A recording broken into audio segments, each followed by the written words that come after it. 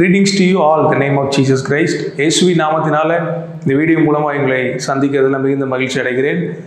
கர்த்தராகிய இயேசு கிறிஸ்துவின் கிருபையும் மகா செழிப்பும் ஐஸ்வர்யமும் கனமும் உங்களை சூழ்ந்திருக்கும்படியாய் நான் ஆசீர்வதித்து இந்த காணொலியை நான் உங்களுக்கு பகிர்ந்து கொள்கிறேன்.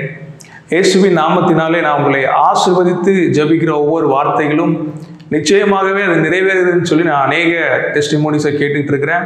அதற்கான ஒரு அடுத்த முயற்சி தான் இந்த வீடியோ உங்களை சேரப்போகுது. 1 கொரிந்தியரின் 2வது அதிகாரத்தில் 14வது வசனம் 15வது வசனத்தில் 10 முதல் நீங்கள் எடுத்துக்கலாம். 10வது வசனத்திலிருந்து 15வது வசனம் வரைக்கும் நீங்கள் வாசித்து அதை தயார்படுத்திக்கலாம். பரிசுத்த ஆவியானவருடைய ஒரு சிறந்த வெளிப்பாட்டை அவர் அதில் பேசுகிறார். அதை தேவ ஆவியின் இல்லாமல் எந்த ஒரு விஷயத்தையும் ஆவியானவருடைய காரியங்களை அறிய முடியாது அப்படிங்கிற ஒரு வசனம் அந்த வசனத்தில் தெளிவாய் சொல்லப்பட்டிருக்கிறது. இதை எதற்கு உங்களுக்கு நான் சொல்கிறேன்னா, மிக முக்கியமான ஒரு விஷயம், கர்த்தருடைய ஆவி எங்கேயோ அங்கே விடுதலை உண்டு அப்படின்னு வசனம் சொல்லப்பட்டிருக்கிறது. ஆவியானவர் இருக்கிற இடத்துல மிகப்பெரிய காரியங்களை தேவன் அசைவாடை பண்ணி அதை செய்து முடித்து கொண்டே இருக்கிறார் அப்படிங்கிற விஷயத்தையும் நம்ம லைஃப்பில் பார்த்துக்கிட்டே இருக்கிறோம். ஸோ ஆவியானவர் இருக்கிற இடத்துல தான் மிகுந்த மாற்றங்களை நம்ம அறிய முடிகிறது. அதை நம்ம வாழ்க்கையில் நம்ம அனுபவித்து கொண்டே இருக்கிறோம். பரிசுத்த ஆவியானவர் எங்கேயோ அங்கே விடுதலை உண்டு அப்படிங்கிற விஷயத்தை நான் இன்னைக்கு உங்களுக்கு தீர்க்கதரிசனமாக பேசுகிறேன். பரிசுத்த ஆவியானுடைய உதவியும் ஒத்தாசையும் உங்களை அணுகுவதாக என்று சொல்லி நான் டிக்ளேர் பண்ணுறேன். உங்களுக்கு வாழ்க்கைக்குரிய அடுத்த குறிக்கோள்களுக்காக, அடுத்த முயற்சிகளுக்காக, அடுத்த ஒரு லெவலுக்காக நீங்கள் போகிறதுக்காக நீங்கள் காத்திருக்கலாம். இல்லைன்னா தேவனுடைய ஆலோசனை நீங்கள் அறியறதுக்காக வெயிட் பண்ணிட்டு இருக்கலாம். அதற்கான எந்த விஷயத்திலையும் நீங்கள் தொடர்ந்து முயற்சி கொண்டிருக்கலாம். நீங்கள் இல்லைன்னா எங்களை தொடர்பு கொண்டு நீங்கள் தேவனுடைய தீர்க்கதரிசனமான வார்த்தையை நீங்கள் நேரில் நீங்கள் பெற்றுக்கொள்ளலாம். இல்லை என்றால் உங்களுடைய வாழ்க்கையின் ஒவ்வொரு முயற்சியிலையும் நீங்கள் எங்களுடைய கூடுகையில் நீங்கள் அதை அனுபவித்துக் கொள்ளலாம்.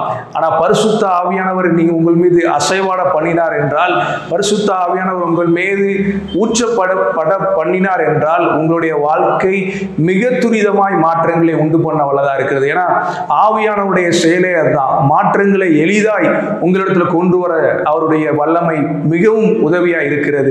மாற்றங்களை மிக எளிதாய் அவர் உங்களிடத்தில் கொண்டு வர வல்லமை உள்ளவராக இருக்கிறார் என்று நான் தீர்க்க தரிசனமாய் பேசுகிறேன்.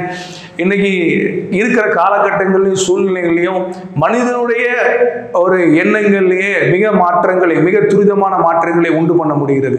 மனிதனுடைய எண்ணங்கள்ல, மனிதனுடைய செயல்கள்ல, மனிதனுடைய முயற்சிகள்ல மூலமாய் மிகுந்த மாற்றங்களை எளிதான காலகட்டங்கள்ல, அதாவது கடினமான வேலையை கூட எளிதாய் செயல்படுத்தக்கூடிய ஒரு காலகட்டங்கள்ல நாம் வாழ்ந்து கொண்டிருக்கிறோம். ஆனால் வேதாகமம் தெளிவாய் சொல்கிறது, எந்த ஒரு விஷயத்தையும் எளிதாய் முடிக்கிறதுக்கான ஒரு மிக துரிதமான வல்லமை அது பரிசுத்த ஆவியானிடத்தில் உள்ளது என்று சொல்லி அந்த ஒத்தாசையான அனுபவம் பரிசுத்த ஆவியானிடத்தில் இருக்கிறது. அந்த அனுபவத்தை நீங்கள் பெற்றுக்கொண்டீர்களானால், அந்த அனுபவத்தை நீங்கள் அடைந்தீர்களானால் நிச்சயமாய் உங்களை தேவன் அடுத்தடுத்த மகிமைக்குள்ள, அடுத்தடுத்த ஒரு இடங்களுக்குள்ள உங்களை கொண்டு செல்ல வல்லவராக இருக்கிறார் என்பதை நான் தீர்க்க தரிசனமாய் சொல்ல முடியும். ஆவியானவர் உடைய செயல்கள் முதல்ல எடுத்த ஆதியாகமத்தில் எடுத்து பார்த்தோம்னா சொன்னா, ஆவியானவர் வார்த்தையோடு சேர்ந்து இணைக்கப்பட்டு, வார்த்தையோடு இணைக்கப்பட்டு அவர் உருவாக்கப்பட்ட ஒரு காரியத்தை நாம் பார்க்கிறோம். அது ஒரு எளிதான ஒரு காரியமா இருந்தது. ஆனா அது ஒரு பிரம்மாண்டமா இன்றைக்கு மனிதனுடைய மூளைக்கு எட்டாத ஒரு அதிசயமா இருக்கிறது. ஏன்னா உலகம் தோன்றப்பட்டது, இந்த உலகத்தை நம்ம தரிசிக்கணும், இந்த உலகத்தை நம்ம சுற்றி பார்க்கணும்னா பல ஆயிரம் கோடிகள் வருடங்கள் எடுத்தாலும் இந்த உலகத்தை நம்ம சுற்றி பார்க்க முடியாது.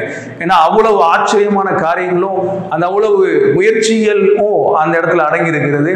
ஆனா அதை ஆவியானவரோ அது தம்முடைய வார்த்தையின் மூலமாய் பரிசுத்த ஆவியானவரும் பிதாவும் சேர்ந்து இணைக்கப்பட்டு, மூவரும் இணைக்கப்பட்டு, பரிசுத்த ஆவியானவர், பிதாவானவர், குமாரனாகிய கிறிஸ்து இயேசுவின் மூலமாய் மூன்றும் இணைக்கப்பட்டு ஒரு உலகமே சிருஷ்டிக்கப்பட்டிருக்கிறது. ஒரு பிரபஞ்சமே உருவாக்கப்பட்டிருக்கிறது. எளிதான ஒரு நாட்கள்ல ஆதியாகமத்தில் கர்த்தருடைய வார்த்தையில எடுத்து வாசித்தோமானால் 6 நாட்களுக்குள்ள அவர் ஒரு சிருஷ்டிப்பை உருவாக்கி 7ஆம் நாள்ல அவர் ஓய்ந்திருந்து அதை ஆசீர்வதித்தார் என்று சொல்லி வசனம் சொல்லுகிறது. அதுபோல உங்களுடைய வாழ்க்கை, நம்முடைய வாழ்க்கையில தேவன் ஒரு பலத்த காரியங்களையும் கிரியைகளையும் அவர் எளிதாய் செய்ய முடியும். எப்ப செய்ய முடியும்னா, பரிசுத்த ஆவியானவர் இருக்கிற இடத்துல வார்த்தைகள் பேசப்படும் பொழுது அந்த மாற்றங்கள் எளிதாய் வந்து அடைகிறது. அதுதான் தேவன் சொல்கிறோம், நம்ம தேவனுடைய வார்த்தையை விசுவாசித்து நடக்கிறவர்களா இருக்கணும், விசுவாசித்து அதை முயற்சி பண்ணுகிறவர்களா இருக்கணும், விசுவாசித்து அடுத்த கட்டங்களுக்கு முயற்சி எடுக்கிறவர்களா இருக்க போமானால் நிச்சயமாகவே நம்முடைய வாழ்க்கையில மிகுந்த மாற்றங்களை கண்டிப்பா கொண்டு வருவாரு. அவர் கொண்டு வந்து உங்களை ஆசீர்வதிக்க வல்லவராக இருக்கிறார். நீங்க எந்த ஒரு முயற்சிகளை எடுக்கும் பொழுதும் முதல் விஷயமா கர்த்தருடைய சமூகத்தில் வைங்க. அந்த சமூகத்தில் வச்சு அதை ஆசீர்வதிங்க. உங்களுடைய வாழ்க்கை மீது நீங்கள் தீர்க்கதரிசனம் பேசுங்க. உங்களுடைய வாழ்க்கையில நீங்க பரிசுத்த ஆவியை பெற்றுக்கொண்டீர்கள் என்று சொன்னால் நீங்கள் பேசப்படுகிற வார்த்தைகள் நிச்சயமா உங்க வாழ்க்கையில் நிறைவேற ஆரம்பிக்கும். ஆமென். இயேசுவின் நாமத்தில் உங்களை ஆசீர்வதிக்கிறேன். மீண்டும் நம்ம அடுத்த ஒரு தீர்க்கதரிசன வார்த்தைகளை சந்திக்கலாம். இயேசுவின் நாமத்தில் பிதாவே. ஆமென். ஆமென்.